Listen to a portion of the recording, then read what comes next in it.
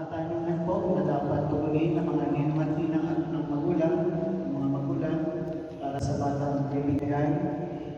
Kayo muna po ang sasagot sa mga katanungan sapagkat wala pa po silang kakayanan na tumugon sa katanungan na ito. Pero pagdating ng tamang edad, sila po ay tatanggap ng banal na communion, kumpil, umpisal, sila po ay tatanungin sa mga katanungan na ito. Mga kapatid, mga minamahal na magulang ninong at ninang, nung tayo binyagan tayo na ibig kasama ni Kristo, upang kasama niyayari tayo makabangon at makapagpagong buhay. Bilang tanda ng inyong pananagutan sa paghubog ng inyong mga anak ayon sa banal na aral, sariwain ninyo ngayon ang inyong pangako nung kayo binyagan na tatalikuran ng lahat ng kasamaan at kasalanan. Mga magulang, ninong at ninang, tinataboy pa ninyo. Ay na po.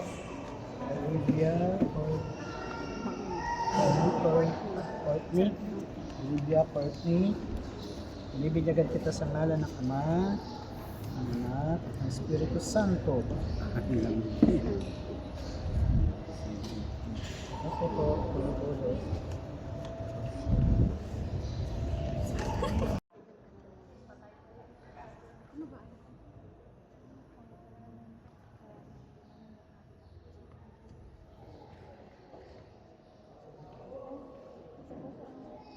Okay lang yan. Mapasa mo kayo rin.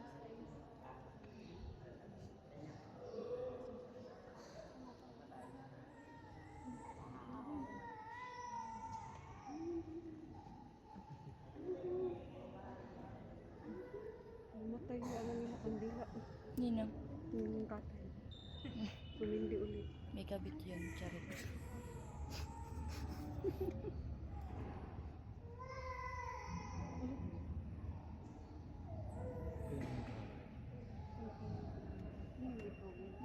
Picturean mo ba? Tingin siya ng tingin sa akin. Okay na po, mga ninong at ninang, mga magulang pa. Ng mga magulang, ninong at ninang, naway mag-alab ito sa kanilang puso't diwa hanggang sa pagbabalik ni Kristo ang ating Panginoon. Ating pong ipagkatiwala ang mga bagong binyag sa pamagitan ng pananalangin sa ating Amang nasa langit at sa ating mahal na Birhen Maria. Sabay-sabay po natin panalangin. Ama namin, sumasalangit ka sa bahiran namin mo. Mapasahan ng lahat ng mga susunod mo dito sa lupa para ng sa langit. Bigyan mo kami ngayon ng ikakain sa araw-araw.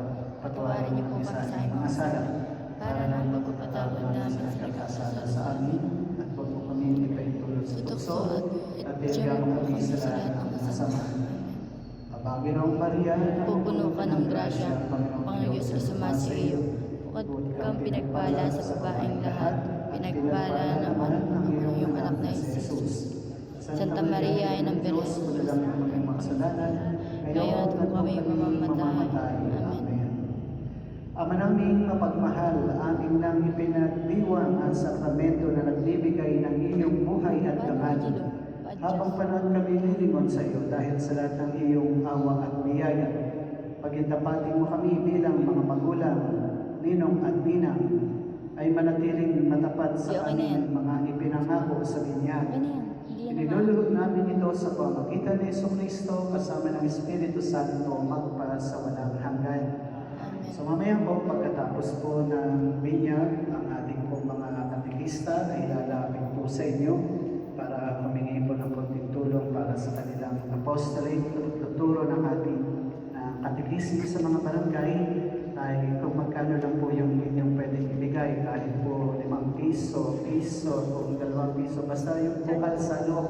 Kasi pag pinagsama-sama po din yan ay malaki na rin po yan. Ginagamit po nila yan sa kanilang apostolate. So kaya tulungan po natin sila para maabot yung mga malalayong lugar para ituro ang ating pananampalataya.